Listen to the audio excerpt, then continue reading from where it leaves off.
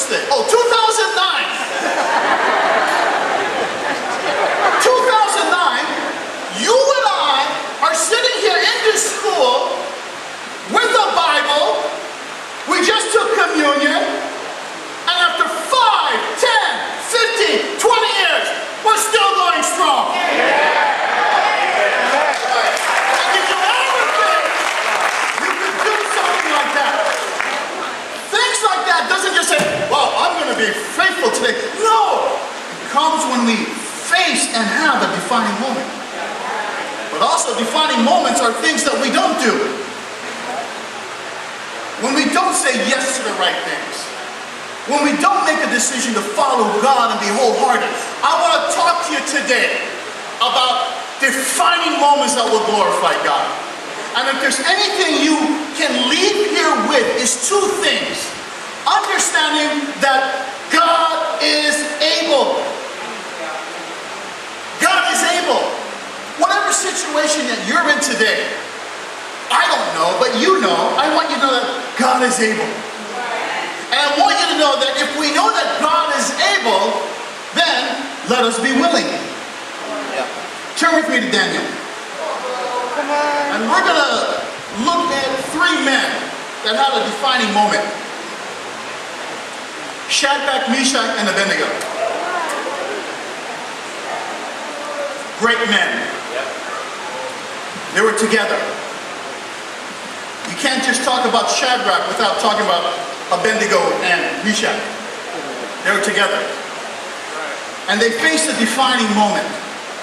And I'm going to go through Daniel chapter 3, but I'm going to take most of the context of our lesson today from verses 16 to 18. So are you with me, guys? I want to talk to you first about that God is able.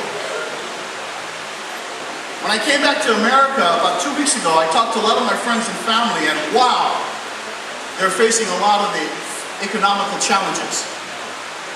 A lot of my friends are in transition of finding another job or lost their job.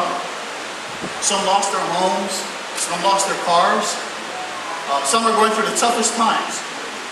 And it's interesting, as I looked at some of them were very discouraged.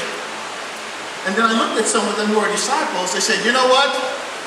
I'm having a tough time. I don't have the money I used to have. I don't have the car. It got repossessed the other day. But you know what?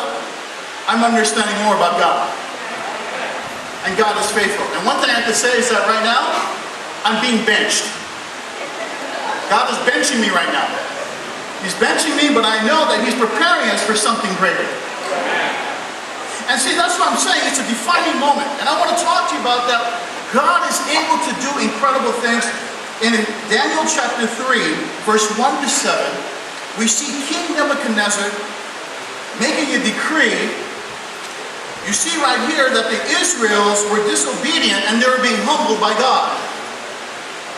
The Babylonians had captured them. They were slaves. And what better way to organize this new group of people by creating a religion? So he says, okay, in verse 1:7, I'm going to make this statue 90 feet tall, 10 feet wide. And all the people are going to come down and they're going to bow and worship me when you hear the music. Wow. What pressure. What kind of pressure the people were facing. But you know, people did it. There's a lot of pressure that we're facing today. There's a lot of pressure that the world is throwing at us. But I want you to understand this. Though the world can present all the challenges, all the pressure, we've got to understand sometimes that God allows it. He allows it for a reason. As we read on in verse 8. At this time, some astrologers came forward and denounced the Jews. They said to King Nebuchadnezzar, O king, live forever. You have issued a decree, O king, that everyone who hears the sound of all the instruments would fall down and worship you. But in verse 12, but there are some Jews whom you have set over the affairs of the province of Babylon, Shadrach, Meshach, and Abednego, and they're not paying attention to you, O king. So the king was upset. He said, don't they know if they don't bow down, I'm going to throw them in the burning furnace. So what happens? The king summons them. He was so upset. He said, bring Shadrach, Meshach, and Abednego, because I need to talk to them. This is the king of Babylon. King Nebuchadnezzar finally meets with them, and look what happens in verse 16. Oh, well, let's look in verse 13. Furious with rage, Nebuchadnezzar summoned Shadrach, Meshach, and Abednego. So these men were brought before the king. And Nebuchadnezzar said to them, is it true, Shadrach, Meshach, and Abednego, that you do not serve my gods or worship the image of gold I have set up? I'm going to give you one more chance. When you hear the music, you got to bow down. Just one more chance.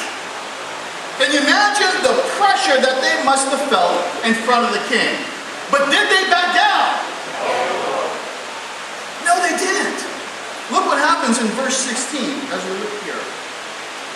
Shadrach, Meshach, and Abednego replied to the king, O Nebuchadnezzar, we do not need to defend ourselves before you in this matter.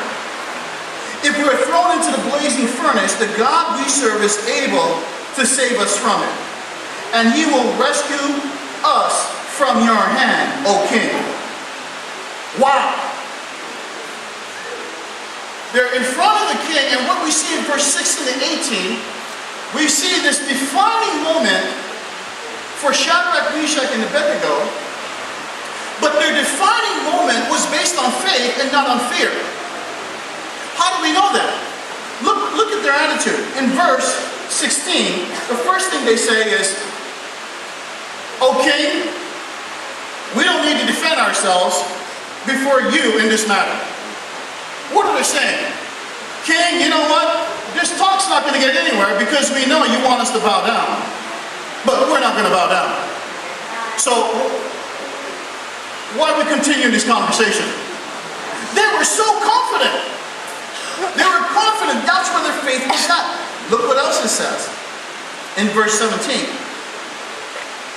If we are thrown into this burning furnace, the God we serve is able to save us from it. No worries, king.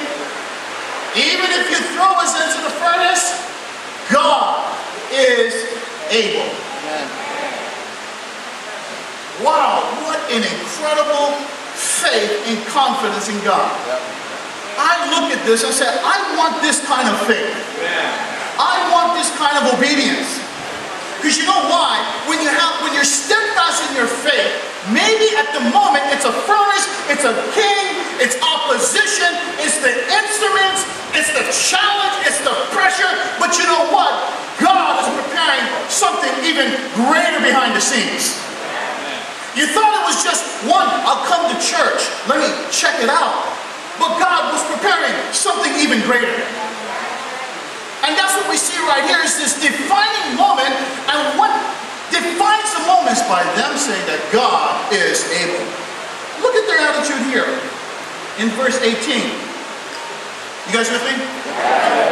He says, but even if he does not, we want you to know, O king, that we will not serve your gods or worship the image of God you have set up. Their attitude was, okay, you know what, king?